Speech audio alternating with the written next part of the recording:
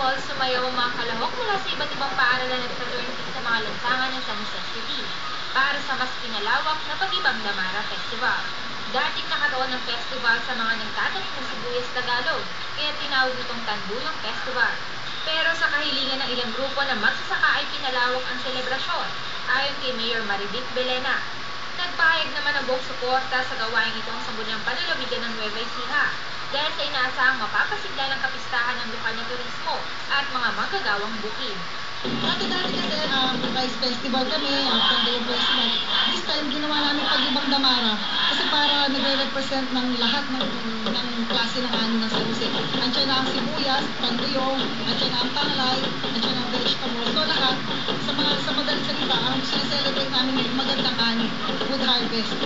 Ayon kay Bukal Joseph Ortiz ng ikalawang distrito ng Nueva Ecija, ang Pag-ibang Damara ay hango sa kultura at tradisyon ng mga ninuno sa Jose City na nagtatayo ng damarang silungan sa pasimula ng pagsasaka at inaalis ito pagkatapos ng anihan.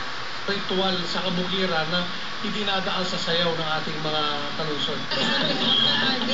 After harvest, noong pa sinauna, pag after harvest, bagong gibain ang Damara, nagse-celebrate, nagpapasalamat ang mga magsasaka sa kanilang magandang ani.